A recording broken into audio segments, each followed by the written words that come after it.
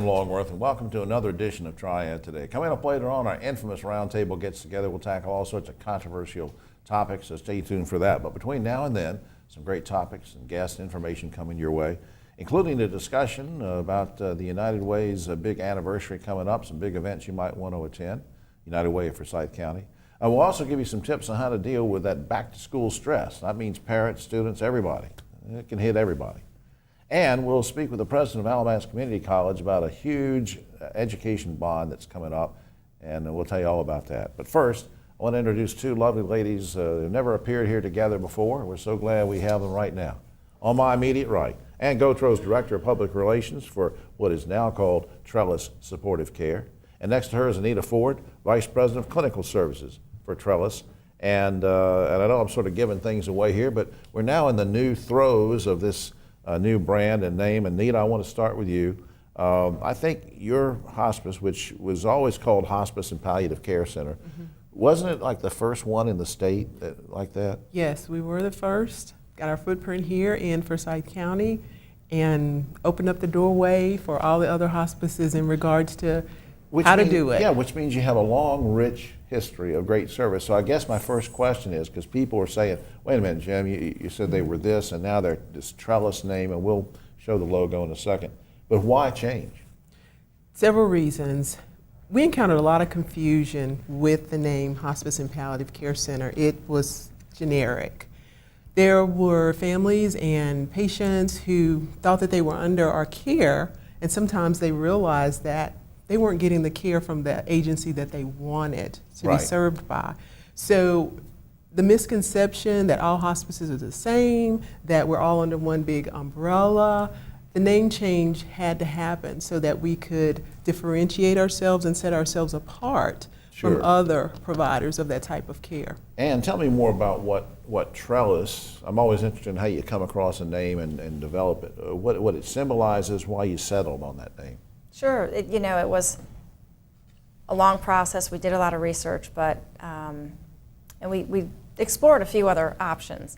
But at the end of the day, when we heard Trellis Supportive Care, it just really resonated with us, and we really loved sort of that imagery of something there to support people. You know, on the really rough days, it's something that you're just clinging to for all the help and support you can get, and on other days, it's something you can just lean on. Yeah. For gentle guidance and direction and support. And you and I have been there. Yep.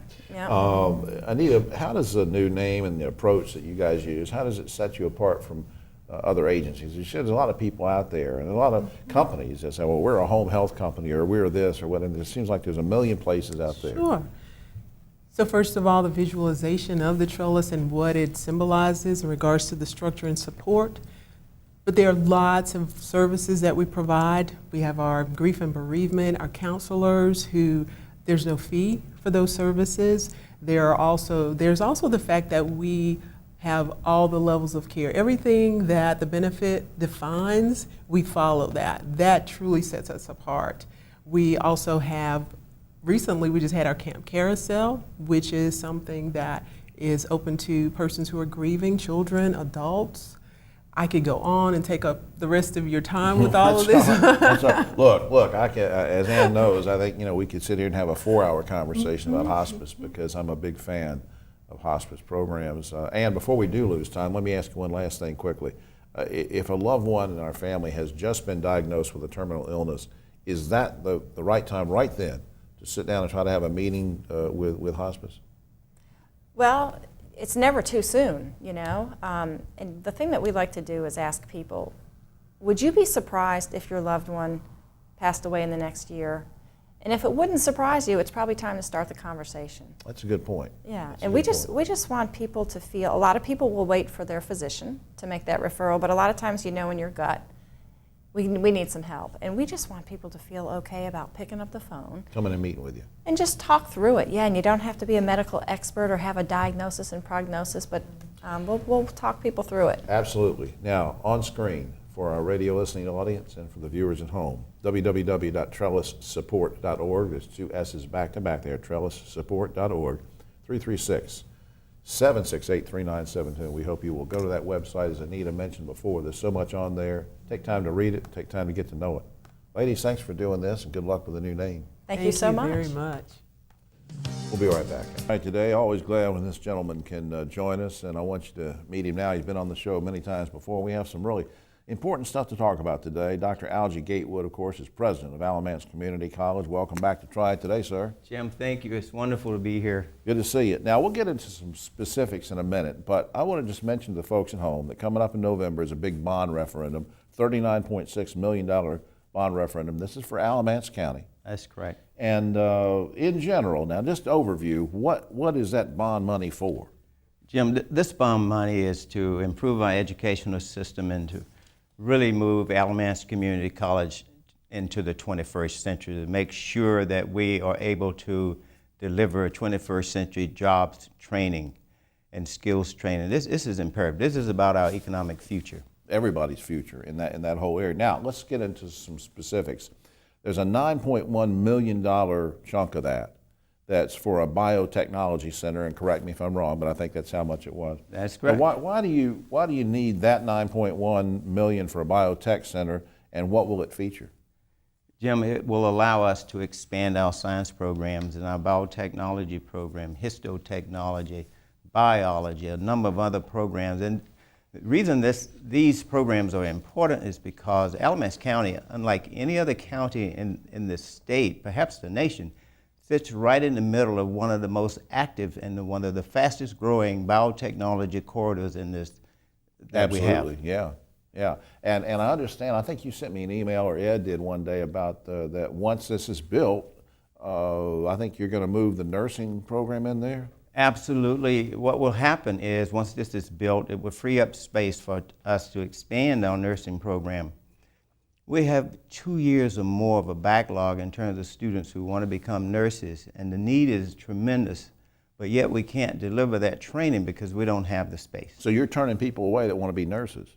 We're trying to get people interested in other programs to hold them while we work them through the process, but it takes so long. Yeah, well, I understand that because there is a demand for that. Now, the bond will also pay, I think there's $10 million carved out for a public safety training center. Why is that needed? Let me ask you a question. I'm ready. If you or your family or somebody you care a lot about is in an emergency situation, who do you want to come to your rescue? Do you want the very best trained fire, police, EMS, emergency services? Absolutely. Then that's exactly what this bond is about with regards to the Public Safety Training Center. We want to bring our police and fire and all of these entities together to where they learn to collaborate and interface, so when there is a real emergency, they already know what to do and how to do it, and this will ensure that we have better outcomes. Well, I just think that's really important too, and I think that in a sense too, aside from the public safety angle, a lot of this bond really translates to putting people to work, getting people in good jobs, good paying jobs. It helps the overall economy. So that's part of the whole strategy too, right? Excellent, exactly, and here's the thing. Alamance Community College, for every dollar invested in the college, the return on that investment is $4.40. The economic impact of the college today is $200 million per year. That's the equivalent of 4,800, almost 5,000 jobs.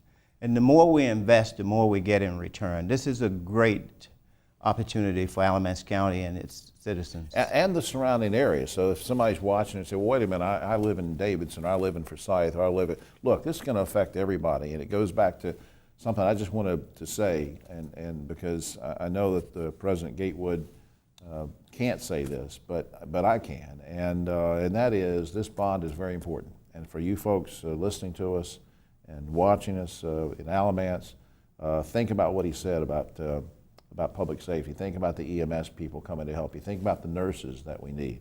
You're talking about not just job opportunities, but jobs and careers that can save lives. And it might be lives that can be saved in your own family. So come November, we'll talk about this later in the show in another month, but start thinking about how you want to support and go and vote for this bond, because there's going to be a lot of stuff on the ballot this year, and don't get confused, but vote for this one. President Gatewood, thanks for doing this, and on screen is our website, alamancecc.edu. Thank you, sir. Thank you, Jim. Thank you very much. Thank you for coming. We'll be right back after this. Today, and a lot of people watching think that I'm 95 years old. I'm not yet. Some organizations are, and they're still going strong, and I didn't mean to give away the whole theme of this thing, but United Way of Forsyth County is celebrating a big anniversary. We're going to find out more about that and some of the activities with this very special guest.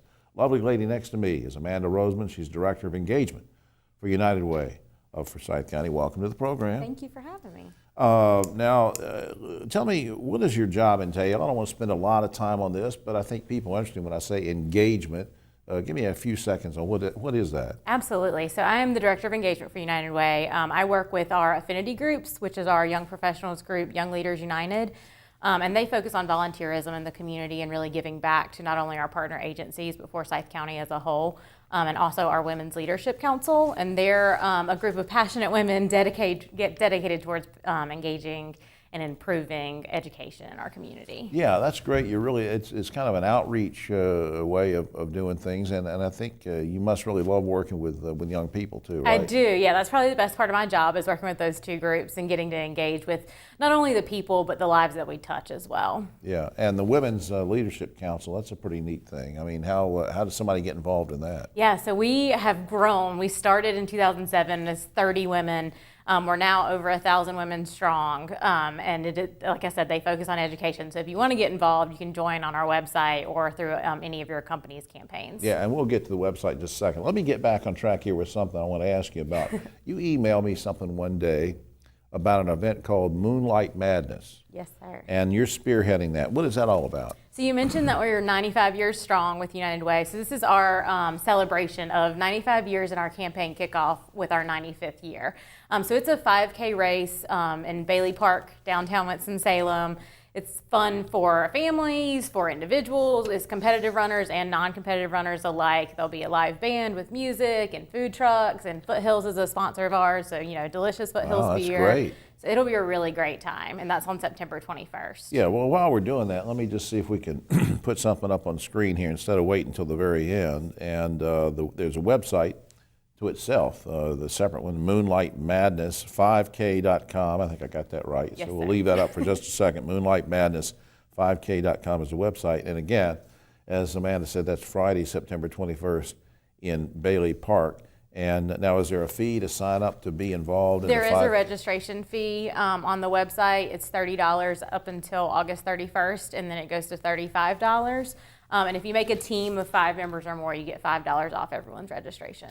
We didn't rehearse this or anything. I'm just curious, how do you want people in the community? Now, I'm not just talking about the 5K thing or having a fun day or whatever, but you talked about the Women's Leadership Council. You talked about working with you. How can people in general, of all ages, businesses and others, get involved to help you support the United Way mission? Absolutely. So, either donating your time through volunteering with us or one of our partner agencies, which you can find more information about that on our website as well, or donating your dollar so that we can invest them back in our impact areas. Forsyth County, we are so lucky to have so many resources here, but there's also a huge amount of need. And our mission is really to bring together the resources and the need and help solve problems. And like I said, a lot of, as you were saying, a lot of agencies and organizations that you help, you can go to your website, which we'll give in just a second. Mm-hmm. And there's so many of those that you can volunteer and help with their agencies who are funded through United Way. But I just think that's great. And I think what you're doing is great with young people and the women's group and everything. And we mentioned the Moonlight Madness, so we hope you'll do that. Up on screen, ForsythUnitedWay.org is the general website. We hope you will check that out, ForsythUnitedWay.org. Amanda, thanks for doing this. Thank you. All right, we'll see you next time. Thanks. All right, and we'll see you folks in just a second. Today, always glad when this gentleman can work his way clear to get over and talk with us, because he has a wealth of information at his disposal, and it's helpful information in all seriousness, too. Our good friend next to me, Dr. Bill Satterwhite. He's Chief Health and Wellness Officer for Wake Forest Baptist Medical Center. Welcome back, sir. Thank you very much. Pleasure to be here. We are in sort of a back-to-school mode right now. And so let's talk about back-to-school wellness. You're a pediatrician. You're also a parent. When wearing both hats, when I come to you and say, Dr. Bill, it's back-to-school time, what does that conjure up in your mind? Yeah, first it conjures up thoughts as a parent, a mix of joy and stress. Joy, they're back to school. Good routine. Right. Most kids like learning. Stress in that school's actually gotten harder than it used to be. Yeah. So what's happened since we were in school is all of the expectations of learning have gotten pushed down a grade. So school is actually more stressful than it used to be. What are some good habits for families to get into in the back-to-school transition around this time? What habits should they be getting two into? things come to mind. One is, believe it or not, it is actually really important to eat a good breakfast. And by that I mean not sugary cereal, not necessarily a bagel, which our bodies convert into sugar pretty quickly, but more so the idea of things with protein. So that could be meat of some sort, that could be eggs, that could be granola, that could be a yogurt. Yeah, people talk about bacon has cholesterol and sausage has, but still, I mean, they're a good source of protein, right? They are, and so the question just is the trade-off for the person at whatever stage in life. So growing kids can handle a lot more than that, more of that. So they need a lot more protein and fat than somebody's body who's not growing. You started to answer this, and I cut you off. Let's go back to the stress thing. What advice do you have for kids and parents to reduce stress levels? Yeah, the first thing that always comes to my mind, number one, is don't overprogram your children. It is easy to do in our culture today. And I remember with one of my kids, we were planning to do something that was going to be a great activity after school. And she looked at me, and she was in about third grade, and said, "But Daddy, Thursday is my only free day." Wow. And I thought, I have failed. That was, right? that was pretty mature It was over to say, powerful. because she's communicating Yeah. to you that I need some time down. Yeah, I need some time. So that's certainly one thing. Other things that are helpful besides sleep and eating are really figuring out, what is the context for things like study? How does my child learn? How can I let them do it without, doing it for them? That's a common problem. Sometimes I think, I don't want to get on anybody's case, but I think sometimes parents, try to do their best by saying, okay, now on Monday we're going to have piano lessons after school. Tuesday we're going to do soccer. Wednesday it's going to be lacrosse. It's going to be dancing lessons on Thursday. Right. And you don't want to do that kind of thing. You don't want to do that. Kids, when they start a new school, not just back to school, but also going to a new school, the anxiety level's got to be up there, right? What do you do? Yeah, it's high. I think it's very important in that setting to go to any kind of open house. So familiar places don't tend to create anxiety, and familiar people don't create anxiety. So how can there be any connection with other students there that just make it easier to walk in? Kids today, and this is going to make me sound like the 65-year-old that I am, but kids today seem to be glued to screens of one kind or another. Not necessarily TV, which I used to be in the 50s, but texting and iPads. And you sent me an email about this one day, little devices and whatever. Do you have some advice for parents and for kids too about screen time? Yeah, probably the first advice is for parents. You have to understand that by middle school, if kids have some kind of phone, for example, which are very common and relatively inexpensive, that becomes their social connection to the world. So that's hard to say, step away from that. That would almost be like us sitting around a room full of adults and saying, I'm going to turn my back and go to the corner. You'd feel like I've been rejected. Yeah. So there's that powerful social pull for kids that we are not that familiar with. As having said that, you have to be able to put it down. You have to be able to say, for this next hour, we are not checking it at all. You are signing off. And frankly, that's true for us as adults. I think that's good. Just like in the old days, parents would say, look, you can only watch an hour of TV on a school night. Right. Same thing with texting, social You're going to try to media. define when are we going to use that and do that. I bet you're a good daddy. All right, now on, because you don't know. You have yet to invite my kids on the show. I don't know what they would say. No, I know what they'd say. Now, on screen, wakehealth.edu. Please check that out for all sorts of things and information from Wake Forest Baptist Medical Center. Dr. Bill Satterwhite. Thank you, sir. Thank you very much. All right, we'll see you next month. We'll be right back after this. On Triad Today, just about time for the Roundtable, but I hope you'll pick up your copy of Yes Weekly. You can get it anywhere in the Triad. I've got a column in there this week, and you ought to pick it up in spite of that. But anyway, now it's time for the Roundtable, and next to me, on my right, but always the political left, the award-winning broadcaster journalist, Ogie Overman, the snappiest dresser around town. Next to him, speaking of snappy, is the Sheriff B.J. Barnes, Sheriff of Guilford County, and I might say that you are armed. Is that correct? I am. You are. Okay, guys, just beware that there's a gun on the premise. Keith, are you carrying a gun? Or No, I am not. What weapon? Do you have a weapon that you plan to use I today? do not. No, not today. Just your mouth. Just my mouth. That's exactly right. Keith Granberry, founder of Helping Hands Consultants, doing a great job, seriously, and going around the nation getting people registered to vote. Okay, guys, let's get right to it. President Trump said if he was impeached that the, quote, stock market would crash and everyone would be poor, unquote. Guys, could there be any truth to his prediction, or was it just a wild statement? Seriously, Ogie. Strangely enough, the market is way overdue for a correction anyway. It's gonna tumble, and he's gonna take a hit, irrespective of the impeachment thing. I mean, Trump's approval, it might almost be worth it for the market to crash. No, don't say it. BJ, He's not going to be impeached, and the market will not crash, but it will take a downturn. Keith. The market would not crash if he's impeached. Pence will carry on some of his things that he's doing right away. And Pence, that's your boy, isn't it, Keith? No, that is BJ's boy. All right, President Trump's education secretary, Betsy DeVos, says she'd like to see public schools use federal funds to buy guns for teachers. Ogie, you okay with that? What do you think, Jim? Well, I'd like to hear it anyway. Well, it's like Trump went out and not only got the most incompetent person, but the most ill-suited person for that particular For cabinet public post. education. Down the line. Yeah, particularly her, though. I mean, Sheriff. No, it's a bad idea. We don't need to be buying anybody guns. I mean, if they can afford them, if they have the right to have them, I want them to have them. But we don't need to be buying federal money. Mr. Granberry. First of all, you don't need guns in the school unless you're a law enforcement officer. The second thing is that why don't the federal government provide books and supplies for these inner city schools that are going without? How about that? Let's start with that. Then Let's those start kids there. will learn, Keith, and they Right. will be good citizens, and they Oh. won't have guns, and There that's it the is. problem. All right, two things that I've been wanting to get to these two items, and we haven't had time before. 1,000 victims and their families affected by that horrible massacre in Las Vegas earlier this year want compensation from the hotel where the shooter stayed.